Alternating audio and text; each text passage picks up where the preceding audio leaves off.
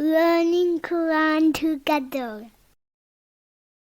बिस्मिल्लाह अल्हम्दुलिल्लाह वस्सलातु वस्सलामु अला रसूलिल्लाह। सूरह अल-माइदा आयत नंबर 21। या कौमी, ए मेरी कौम, उदखुलू, दाखिल हो जाओ, अल अर्द अल मुक़द्दसता, इस पाक ज़मीन में। इससे मुराद कनान और फ़लस्तीन का इलाका है। ये वो इलाका है जहाँ हज़रत इब्राहीम अलैहिस्सलाम, इसहाक अलैहिस्सलाम, याकूब अलैहिस्सलाम ने अल्लाह ताला के दीन की दावत का आगाज़ किया था। क्योंकि अल्लाह ताला की बड़ाई, उसकी तौहीद की पहली पुकार उस सरजमीन से उठी थी, इसीलिए उसे मुक़द्दस सरजमीन कहा गया। अल्लती कातबल्लाहु लकुम, जो अल्लाह ताला ने तुम्हारे लिए लिख दी है, यानी अल्लाह ताला ने तुम्हारे लिए फ़लस्तीन की ज़मीन लिख दी है कि उसे जाकर फ़तह कर ले और दुश्मनों पर फ़तह हासिल कर ले। अर्ज़ मुक़द्दस लिखने से मुराद अल्लाह ताला का फ़तह और अपनी तरफ से मदद का वादा है। ये वादा अल्लाह ताला ने उनसे जिहाद करने की सूरत में कर रखा था। ये हुक्म उस दौर का है जब बनी इसराइल मिस्र से निकलने के बाद सारी मंजिलें तय करते हुए दश्त फ़ारान में पहुँचे। ये बयाबान जजीरा नुमा सीना में अरब की शुमाली और फ़लस्तीन की जनूबी सरहद से मिला हुआ है। वला तरतद्दू, और ना तुम फिर जाना, अला अदबारिकुम, अपनी पुश्तों पर। इससे मुराद है कि जिहाद से मुंह मत फेरना। फतन कालिबू,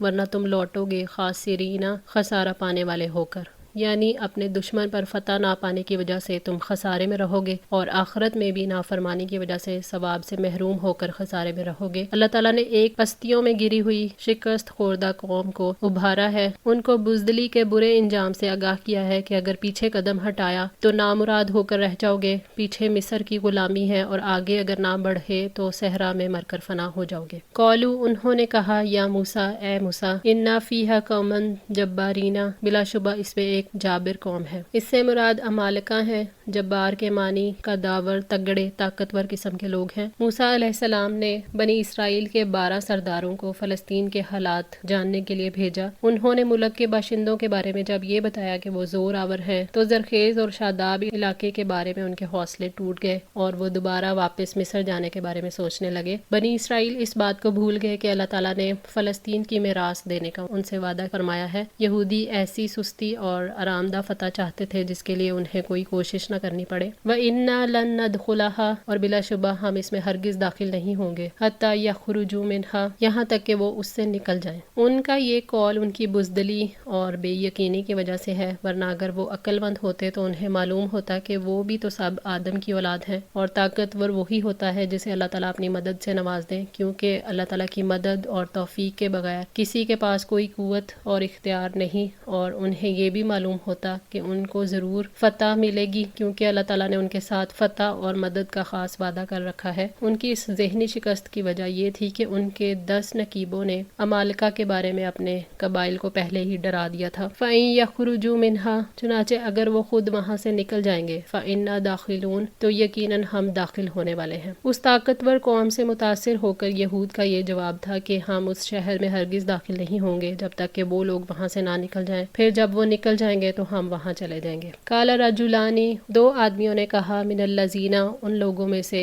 यखाफूना, जो डरते थे, यानी जो अल्लाह ताला से डरते थे। उन्होंने अपनी कौम का दिल बढ़ाते हुए उनको दुश्मन के खिलाफ जंग करने और उनके इलाकों में उतरने पर तैयार करने के लिए कहा। अनअमल्लाहु अलैहिमा, जिन पर अल्लाह ताला ने इनाम किया था, यानी अल्लाह ताला ने उन्हें सच्चा ईमान अता किया था। अल्लाह ताला ने उन्हें अपना खौफ अता किया था, उन्हें सब्र और यकीन की नेमत अता की थी और कलमा हक कहने की जुर्रत उनको अता की थी। दोनों मोमिनों को ईमान और अल्लाह ताला की मदद के वादे पर यकीन की वजह से वो हिम्मत मिली थी। इसी वजह से उन्होंने दूसरों की हिम्मत बढ़ाई। उदखुलू अलैहिमुल बाबा, उन पर दरवाजे में से दाखिल हो जाओ। फ़इज़ा दखलतुमूहु, फिर जब तुम दाखिल हो जाओगे, फ़इन्नकुम गालिबून, तो यकीनन तुम ही गालिब होने वाले हो। अल्लाह ताला से डरने वालों ने कहा कि जब तुम पुख्ता इरादा कर लोगे और शहर के दरवाजे में दाखिल हो जाओगे तो वो लोग शिकस्त खा जाएंगे और अल्लाह ताला तुम्हें गलबा और फतह नसीब करेगा। व अल्लाही फतवक्कलू, और अल्लाह ताला ही पर तवक्कुल करो, इन कुंतुम मुमिनीन, अगर तुम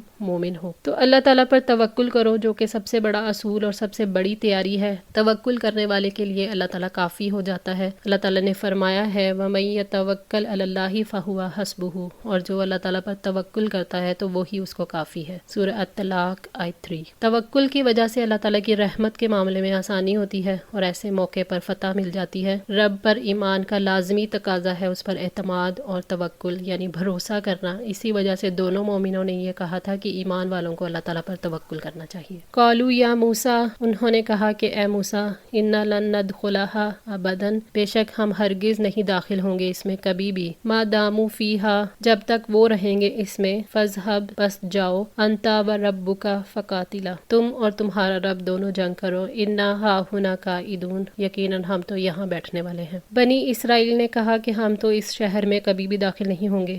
اس مشکل صورتحال میں ان کا یہ کہنا کافی تکلیف دہ تھا۔ اس بات کی ضرورت تھی کہ وہ اپنے نبی کی مدد کرتے۔ ان کے اس قول سے ان کے اور امت محمدیہ کے درمیان فرق واضح ہو جاتا ہے۔ حضرت عبداللہ بن مسعود رضی اللہ تعالیٰ عنہ نے بیان کیا کہ جنگ بدر کے موقع پر مقداد بن اسود رضی اللہ تعالیٰ عنہ نے کہا تھا، یا رسول اللہ، ہم آپ سے وہ بات نہیں کہیں گے جو بنی اسرائیل نے موسیٰ علیہ السلام سے کہی تھی کہ آپ خود اور آپ کے خدا چلے جائیں اور آپ دونوں لڑیں۔ ہم تو یہاں سے ٹلنے والے نہیں، آپ چلیے، ہم آپ کے ساتھ جان دینے کو حاضر ہیں۔ نبی صلی اللہ علیہ وسلم کو ان کی اس بات سے خوشی ہوئی۔ صحیح بخاری 4609۔ بدر کے موقع پر جب نبی صلی اللہ علیہ وسلم نے صحابہ سے مشورہ لیا تو انہوں نے کہا کہ یا رسول اللہ، اگر آپ ہمیں سمندر میں بھی کود جانے کا مشورہ دیں تو ہم آپ کے ساتھ ہیں، اگر آپ ہمیں لے کر زمین کے آخری سرے تک بھی پہنچ جائیں تو ہم میں سے کوئی بھی پیچھے نہیں رہے گا اور ہم وہ بات نہیں کہیں گے جو قوم موسیٰ نے ان سے کہی تھی، فاذھب انت وربک فقاتلا انا ہاہنا قاعدون، ہم بھی آپ کے ساتھ مل کر دشمنوں کے خلاف جنگ کریں گے، ہم آپ کے آگے سے، آپ کے پیچھے سے، آپ کے دائیں اور بائیں سے آپ صلی اللہ علیہ وسلم کے دفاع میں جنگ کریں گے۔ قال ربی، اس نے کہا اے میرے رب، لا املکو، بے شک میں نہیں مالک، الا نفسی، مگر اپنے نفس کا، و اخی، اور اپنے بھائی کا۔ حضرت ہارون علیہ السلام اللہ تعالیٰ کی طرف سے مقرر کردہ وزیر تھے، انہوں نے ہر موڑ پر اپنی وفاداری کا ثبوت دیا، اسی وجہ سے ان پر اعتماد تھا اور اپنے ساتھ ہارون علیہ السلام کے لیے بھی موسیٰ علیہ السلام نے اپنے جذبات کا اظہار کیا کہ ربی انی لا املکو الا نفسی و اخی فافرق، پس جدائی ڈال دے، بیننا و بین القوم الفاسقین، ہمارے اور اس نافرمان قوم کے درمیان۔ موسیٰ علیہ السلام نے جب دیکھ لیا کہ ان کے بھائی کے سوا ان کا کوئی مددگار نہیں تو ان کے پاس اس کے سوا کوئی راستہ نہیں تھا کہ اللہ تعالیٰ سے یہ مطالبہ کرے کہ مجھے اجازت دیجیے اس قوم سے ہمیشہ کے لیے جدا ہو جاؤں، یعنی قیادت اور اصلاح کے کام سے مجھے الگ کر دیا جائے۔ موسیٰ علیہ السلام اور ان کی قوم کے درمیان رابطہ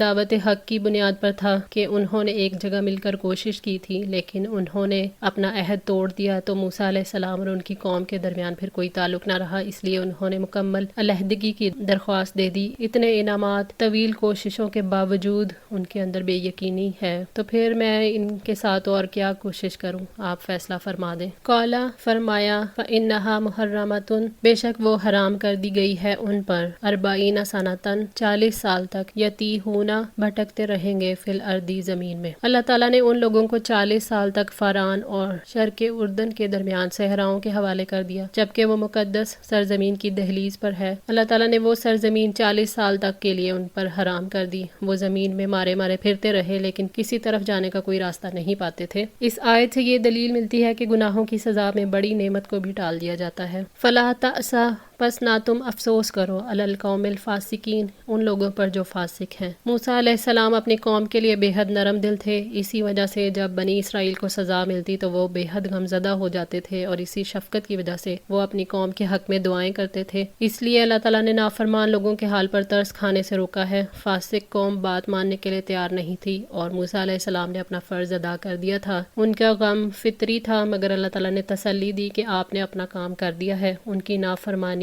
سزا کا تقاضا کرتی ہے، اس لیے موسیٰ علیہ السلام کو فاسقوں پر ترس کھانے سے روکا ہے۔ وَاتْلُو عَلَيْهِمْ، اور پڑھیے ان پر، نبأ، خبر، ابنا آدم، آدم کے 2 بیٹوں کی، بالحق کی، حق کے ساتھ۔ آدم علیہ السلام کے 2 بیٹوں کے درمیان ہونے والے جھگڑے کے بارے میں حق بات آپ بتا دیں۔ اس سے مراد حابیل اور قابیل ہیں، جن میں سے ایک کی قربانی کے قبول ہونے کی وجہ سے دوسرے نے اسے قتل کر دیا تھا۔ بالحق کی، یعنی ٹھیک ٹھیک صحیح واقعات سنا دیجیے۔ واقعات کو بیان کرنے کا حق اسی طرح ادا ہو سکتا ہے کہ ان سے نصیحت حاصل ہو۔ اذ قربا قربانن، جب ان دونوں نے قربانی کی۔ ان دونوں میں سے ہر ایک نے اللہ تعالیٰ کے تقرب کے لیے قربانی پیش کی۔ حافظ ابن کثیر رحمۃ اللہ لکھتے ہیں آدم علیہ السلام کے دونوں بیٹوں کا نام حابیل اور قابیل تھا۔ بیان ہے کہ کیونکہ اس وقت دنیا کی ابتدائی حالت تھی، اس لیے یوں ہوتا تھا کہ آدم علیہ السلام کے ہاں ایک حمل سے لڑکا اور لڑکی ہوتے تھے، پھر دوسرے حمل میں بھی اسی طرح ہوتا، اس طرح اس حمل کا لڑکا اور دوسرے حمل کی لڑکی، ان دونوں کا نکاح کرا دیا جاتا تھا۔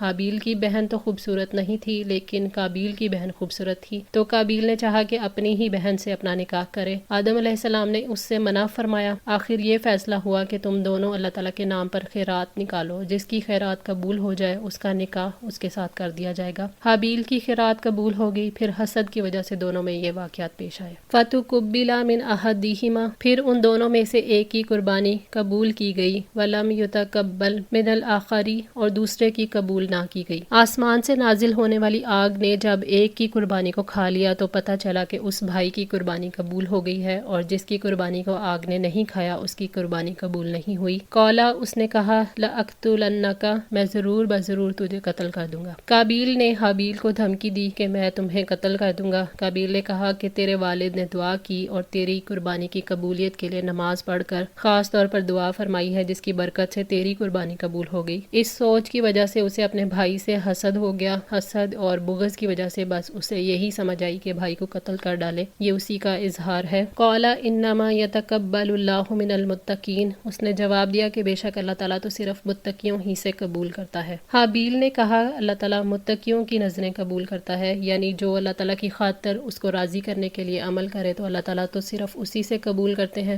اس نے نرمی سے کہا کہ میرا کون سا جرم ہے جو تجھ پر میرے قتل کو واجب کرتا ہے، سوائے اس کے کہ میں اللہ تعالیٰ سے ڈرتا ہوں۔ حضرت ابو درداء رضی اللہ تعالیٰ عنہ فرماتے ہیں اگر مجھے یقین ہو جائے کہ اللہ تعالیٰ نے میری ایک وقت کی نماز قبول کر لی ہے تو مجھے اس سے اتنی خوشی حاصل ہو جو دنیا و مافیا کے ملنے سے بھی نہ ہو۔ یہ فرما کر انہوں نے یہی آیت پڑھی۔ اللہ تعالیٰ متقی اور پرہیزگار کا عمل قبول فرماتے ہیں، جس میں تقوی نہیں اس کا عمل بھی قبول نہیں ہوگا، جیسے کہ اللہ تعالیٰ نے فرمایا لَن يَنَالَ اللَّهَ لُحُومُهَا وَلَا دِمَاؤُهَا وَلَكِن يَنَالُهُ التَّقْوَىٰ مِنكُمْ، اللہ تعالیٰ کو نہ کبھی ان کا گوشت پہنچتا ہے اور نہ ہی ان کا خون، بلکہ اللہ تعالیٰ کو صرف تمہارا تقویٰ پہنچتا ہے۔ سورہ الحج 37۔ آج کے لیے اتنا ہی۔ دعا ہے اللہ تعالیٰ ہماری اس کوشش کو قبول فرمائے، ہماری غلطیوں کوتاہیوں کو معاف فرما کر ہماری اصلاح فرمائے۔ جزاکم اللہ خیر، والسلام علیکم ورحمۃ اللہ وبرکاتہ۔